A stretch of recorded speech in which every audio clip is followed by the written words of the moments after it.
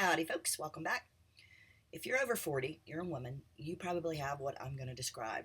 And this person that I'm going to reference in this video is she's a dear friend of mine, and we've been having this conversation probably about 2 to 3 months now. And it started with gut issues. She, like I say, if you have a heartbeat, you have gut issues. You may not recognize it as gut issues, but I can pretty much guarantee that you have gut issues. And for the most part, she got that addressed. And then she started with energy issues. She started with mood issues. She's actually had mood issues this entire time.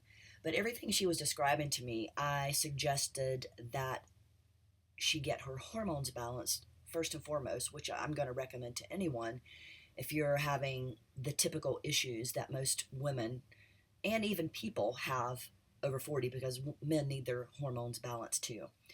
And when I say hormones, I mostly mean testosterone, progesterone, estrogen, and definitely thyroid.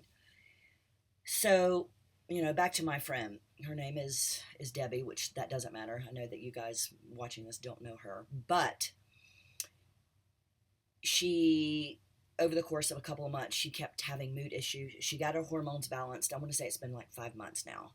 And she said she feels better, but I don't know, maybe every week and a half, 2 weeks, she leaves a voicemail for me that says, I'm panicked, I'm anxious, I'm this, I'm that.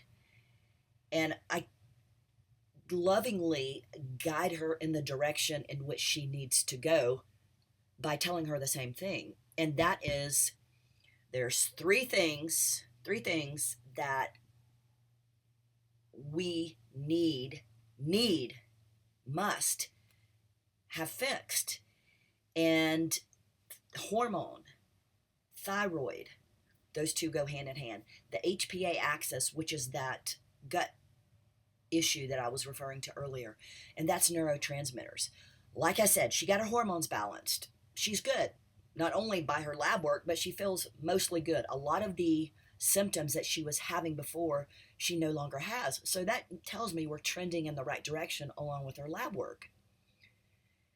But she still has this hint of this leftover of she's frazzled, she's wired, she's exhausted, it's a whole host of symptoms that hormones and thyroid did not fix. And I hadn't heard from her in, this is this morning, by the way, I hadn't heard from her in 5 days, 6 days. I knew something was up. So I checked on her and she said, yeah, I completely, totally hit a wall. And what she meant by that was this. Well, let me describe to you. I'll just tell you what she told me. She said she ran a race. We're in Utah, so she ran a race at 12,000 feet. And I'm sorry, 11,000 feet, 12 miles. And previously, she had run a race 12 miles at 12,000 feet. So the mileage and the altitude were more, and she did better. And this was only like a handful of months ago that she did this. While she was running this race, she hit a wall, not only during, but afterwards. She felt completely, totally physically depleted. Her thoughts were flat but wired, and that really won't make sense unless you've experienced it. And she couldn't really understand what was happening from a physical sense, because where she had previously put her body through a more challenging race, this was not as challenging, but yet physically she didn't perform as well, as evidenced by her watch and the way she felt during and after. So she goes to a mutual friend who's a chiropractor, and he said, Deb, you're stuck in sympathetic overload. And I said, yes, you absolutely are stuck in sympathetic overload. What does that mean? It's what I've been telling her for months now. What happens, and guys, this happens to you too, and I'm mostly addressing women because that's mostly who I talk with. she got her hormones fixed, she got her thyroid fixed, but she did not address the neurotransmitters. And she's like, well, I went to do some energy work, some inner child work, and I did meditation, and I'm grounding. And grounding just simply means you take your shoes off and you go sit in the sun in the grass and you connect to nature. I'm an advocate of that. I do it myself. It's wonderful. Nature is a incredible healing tool, but you can't rely solely on that or on meditation or on whatever else, whatever other strategy that you're implementing, be it yoga or a green drink or smoking weed or whatever. None of those things fix the root cause, and it's neurotransmitter support.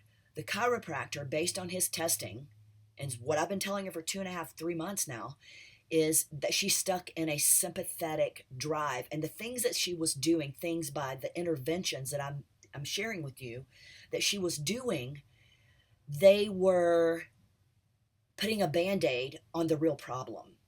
Yeah, the grounding was helping. The smoking weed or taking a gummy was helping.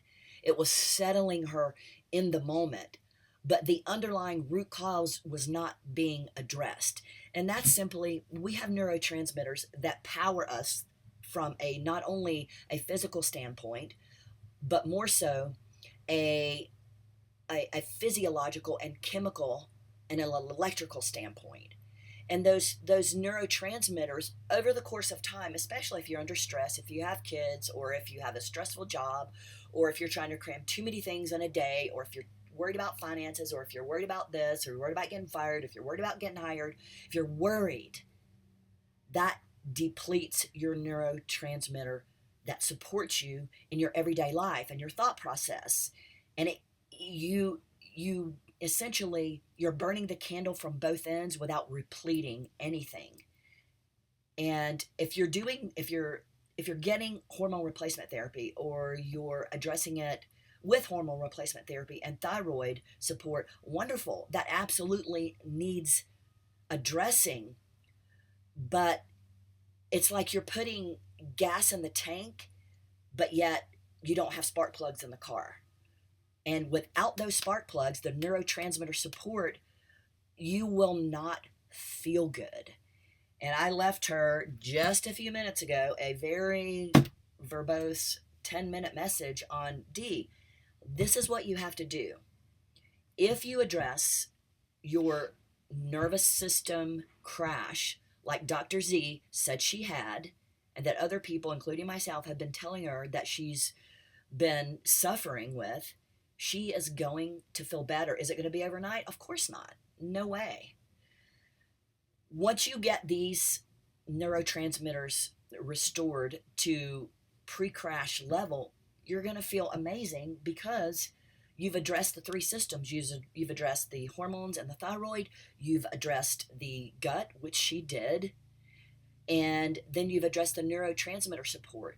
So if you're tired, if you're cranky, if you're moody, if you're flat, if you feel like you have this black cloud over you, or if you go out and you get grounded, or if you're out in nature and you go for a walk, or you run a race, or you pet your dog, or you just breathe and you feel better, but yet a stressful situation, albeit work stress, financial stress, or the good kind of stress, which would be you get married. I think that's good stress, right?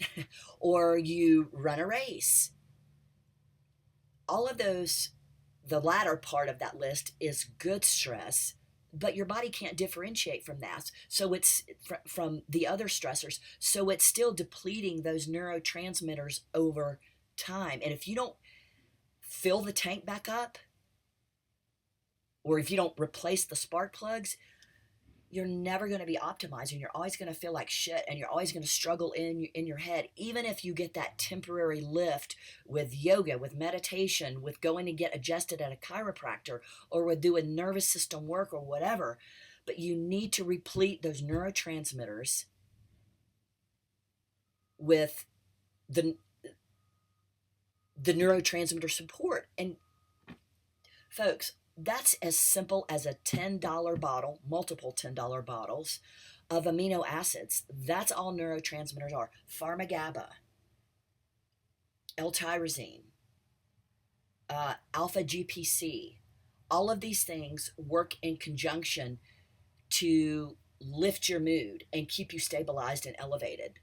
And you can't just stop these because you feel better. It's kind of like I was with this one person that was clinically diagnosed as bipolar.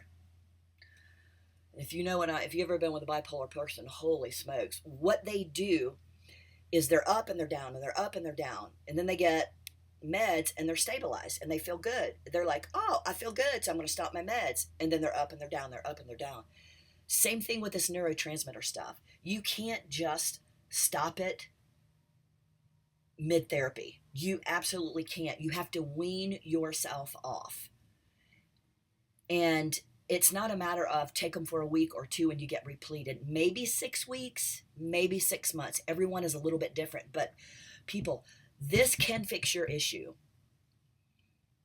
If you feel good and amazing and you're like, oh my God, I'm on top of the world, I just want to hold this feeling, but then the next day you're holding your breath because you don't know what you're going to get, you're probably deficient in neurotransmitters. And I highly encourage you to figure it out, because if you don't, you're going to keep going around the same mountain feeling miserable and shitty and moody and want to fucking step in front of a bus. This, did I say the F word? I think I did. You can fix this. Neurotransmitter support. You have to have the other things fixed too. But if you have addressed those things, this more than likely, a really, really good chance, like 90+% chance, this is what's wrong. Neurotransmitter support. All right. Hope that's helpful. Talk to you soon.